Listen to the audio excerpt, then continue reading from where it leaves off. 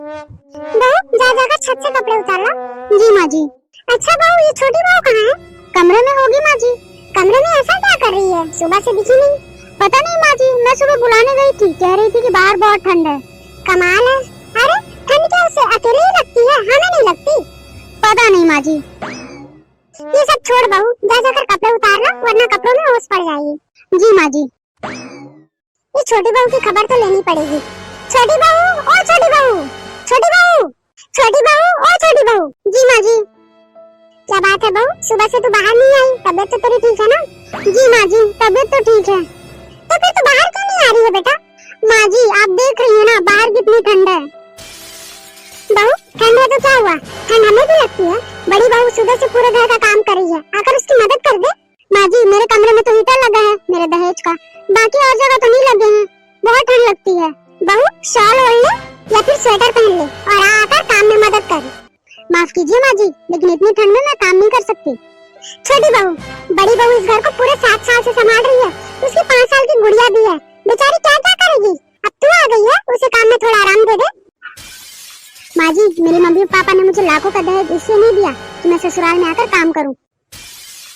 बहू तेरा दहेज तू ही उसका उपयोग करती है, हम नहीं करते। और वैसे भी हमारे घर में किसी चीज की कोई कमी नहीं है। चुपचाप बाहर आ जा और आकर रात का खाना बना। और हाँ सुबह होते ही मुझे तुम रसोई में दिखनी चाहिए। सुबह सुबह बड़ी को गुड़िया को स्कूल भेजना होता है। सुनाई दे रहा है क्या बोल रही हूँ?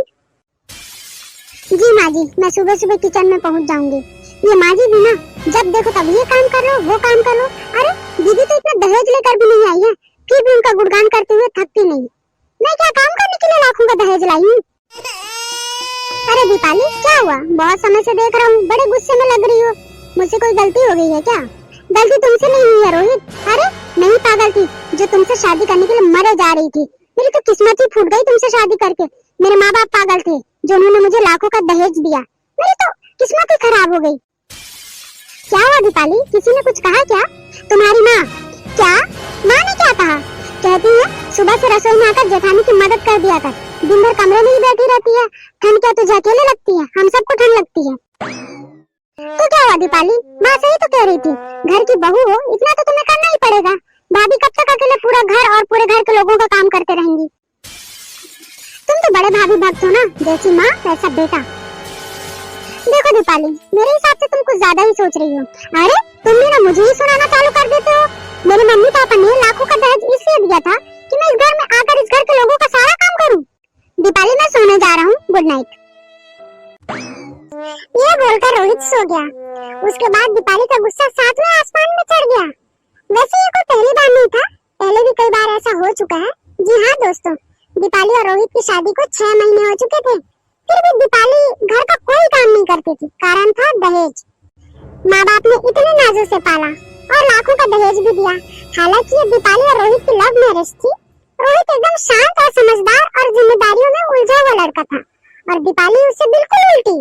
रोहित और रोहित के माँ बाप ने दहेज लेने से कई बार मना किया, लेकिन फिर भी दीपाली के माँ बाप ने शगुन के नाम पे उन्हें दहेज दे दिया और इसी का घमंड दीपाली के आसमान पे चढ़ गया, यानी कि सिर पे चढ़ गया। एक दिन उनकी पड़ोसन आती है, आइए देखते हैं आगे की कहानी में क्या क्या होता है। अरे पद्मा एक कप शक्कर देना, वो क्या है ना हमारे घर मेहमान आए हैं और शक्कर खत्म हो गई है। छोटी बहू चाची जी के लिए कटोरी शक्कर लाना। तू बैठ ना पद्मा, छोटी बहू ला रही होगी शक्कर।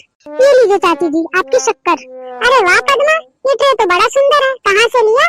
दरअसल बात ये है ना कमला, वो क्या है ना चाची जी, ये ट्रे मैं अपने दहेज में लाई हूँ। मेरे पापा ने इसे इटली से मंगाया था, खास मेरे लिए। वाह पद्मा तेरे तो भाग ही खुल गए, तेरी बहू तो दहेज लाई है, लेकिन सब बाहर देश के। हाँ कमला बात तो तेरी सही है। चाची जी आपने तो ऐसा ट्रे कभी देखा नहीं होगा ना?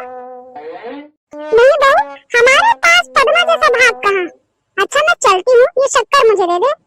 बहू मैंने मना किया था ना अपने दहेज का सामान उपयोग करने के लिए। तुझे उपयोग करना है तो करना, लेकिन सिर्फ अपने लिए। हमें तेरे दहेज की जरूरत नहीं है। जी माँ जी। मम्मी ये प्लेट तो बहुत सुंदर है, आज हम इसी में खाना खाएंगे। हाँ गुड़िया आज हम सब इसी में खाना खाएंगे। माँ जी वाकई में ये प्लेट तो बहुत सुंदर है। ये प्लेट आप कब लाई, मुझे बताया भी नहीं आपने। नहीं बहू ये प्लेट मैंने लाई। दीदी आपने ऐसी प्लेट कभी नहीं देखी होगी ना? नहीं दीदी ये प्लेट मेरे पापा लाए थे फ्रांस से, वो भी मेरे दहेज के लिए। वैसे भी दीदी आप तो ज्यादा दहेज लेकर आई नहीं, सब किस्मत मेरे जैसी नहीं होती ना। हाँ छोटी बहू, बड़ी बहू ज्यादा दहेज लेकर नहीं आई क्योंकि हमने दहेज नहीं लिया था। बड़ी बहू को जितनी और जिसकी जरूरत थी वो उतना सामान लेकर आई थी। और बड़ी बहू, हम जिस प्लेट में खाते हैं तुम वही प्लेट लेकर आओ, इस प्लेट में छोटी बहू खा लेगी। नहीं दादी, हम इसी प्लेट में खाएंगे। नहीं बेटा, ये प्लेट अच्छी नहीं है, टूट जाएगी। हम आपके लिए बाजार से इससे भी अच्छी प्लेट लाएंगे। नहीं दादी, मुझे इसी में खाना खाना है। गुड़िया बेटा, आपके लिए चाचू कल डोरेमोन वाली प्लेट लाएंगे। सच्ची में चाचू? हाँ मेरी गुड़िया, अभी के लिए आप ये प्लेट रहने दो, कल आप डोरेमोन वाली प्लेट में खा लेना। भाभी आप दूसरा प्लेट ले आइए, आप लोग इसी प्लेट में खाइए ना, वैसे भी प्लेट का यूज करना ही है। दीपाली तुम ही खाओ इस प्लेट में, उस प्लेट में खाओगे तो भी पेट में जाएगा, इस प्लेट में खाओगे तो भी पेट में जाएगा, तो खा लो ना इस प्लेट में। दीपाली हम तुमसे कहते नहीं है, इसका मतलब ये नहीं है कि तुम्हारा घमंड सातवें आसमान पर हो। और वैसे भी दहेज तुम्हारा घमंड है, जिस दिन तुम्हारा घमंड टूटेगा उस दिन हम तुम्हारे दहेज का सारा सामान यूज करेंगे। हाँ छोटी बहू, बात यही है, हमें तुम्हारे दहेज से कोई समस्या नहीं है, लेकिन तुम्हारा जो ये घमंड बोलता है ना, उससे डर लगता है। दहेज देखकर तो मन में लड्डू फूट रहे होंगे, इतना दहेज किसी ने किसी को दिया भी नहीं होगा जितना मेरे बाप ने मुझे दिया है। अरे इन्हें तो शुक्र मानना चाहिए, लाखों का सामान फ्री में मिल गया है, लेकिन इनका तो अपना ही घमंड है। अब क्या बड़बड़ा रही हो दीपाली? नहीं तो कुछ भी तो नहीं। अब खाना दोगी या फिर वो भी तुम्हारे पापा दहेज में देंगे फ्रांस से? दे रही हूँ, इतना गुस्सा क्यों हो रहे हो? समय के साथ साथ दीपाली का घमंड आसमान छूता है, वो अपने सामने किसी को कुछ समझती ही नहीं है। कोई भी आता जाता है उनके सामने अपने दहेज की प्रदर्शनी लगाकर बैठ जाती थी। उसकी इन्हीं हरकतों की वजह से सब परेशान हो जाते हैं। और फिर एक दिन अचानक, दीदी कपड़े धोने जा रही हैं क्या? हाँ अच्छा चलिए ना, मेरे कमरे से भी रोहित के कपड़े ले लीजिए। चलो। रोहित तुम अंधे हो गए हो क्या? होगा दीपाली, तुम इतना भड़क क्यों रही हो? रोहित तुम्हारी आंखें हैं या बटन? तुम्हें दिखाई नहीं दे रहा है? गुड़िया ने सारा मेकअप का सामान खराब कर दिया है। अरे तुम्हें इसे खिलाने का और कोई जगह नहीं मिला क्या? अरे ये तो बच्ची है। आजा गुड़िया, आजा मम्मी के पास आजा बेटा। इस घर में एक ही बच्ची है और इतने सारे लोग, अरे एक बच्ची नहीं संभाल सकते? मेरे लाखों का मेकअप खराब कर दिया। दीपाली तुम चिंता मत करो, मैं तुम्हें इसी ब्रांड का दूसरा मेकअप मंगवा दूंगी।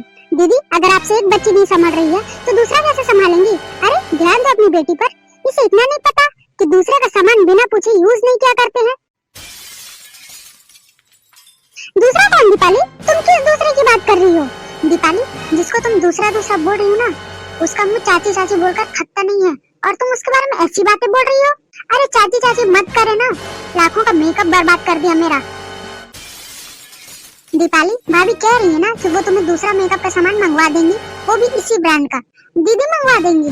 वाह क्यों मजाक करते हो रोहित, इनकी इतनी हैसियत होती तो इतने का दहेज ना ले आती। बस करो दीपाली, बहुत बोल लिया तुमने और बहुत सुन लिया मैंने। दहेज के लिए भी तुम हो दीपाली, मैं नहीं। जिस पैसे और सामान का घमंड है ना तुम्हें, तुम्हारे बाप की वजह से है। आपके बाप के पास तो होगा नहीं दीदी, इसीलिए आपको कोई घमंड नहीं है। पैसे की बात तो तुम करो ही मत दीपाली, मेरे बाप के पास इतना पैसा है कि तुम्हारे बाप जैसे हजारों लोग मेरे बाप के अंडर काम करते हैं। अरे पूछो अपने बाप से, अपने ब्रांड्स किसे बेचता है? अगर मेरे पापा तुम्हारे पापा के ब्रांड्स ना खरीदे ना तो तुम लोग सड़क पे आ जाओगे। और रही बात तुम्हारी इस मेकअप की, मैं इस पे थूको भी नहीं। दीपाली मैं तुम्हें इससे भी अच्छी ब्रांड का मेकअप मंगवा के देती हूँ, वो भी मेरे मायके से। तुम लाखों की बात करती हो ना, मेरी बच्ची के लिए तो करोड़ों का नुकसान भरने के लिए तैयार हूँ मैं। कल सुबह तुम्हें तुम्हारा मेकअप मिल जाएगा, वो भी 1 करोड़ का। और हाँ, अपने इस दहेज की धौंस ना अपने पास ही रखो। देखा दीपाली, ये होते हैं लोग, करोड़ों की दौलत है भाभी के मायके में, लेकिन वो हमारे साथ आम जिंदगी जीती हैं। हाँ बहू, रोहित सही कह रहा है। उसे देख, महलों की रानी है, लेकिन घमंड जरा भी नहीं है।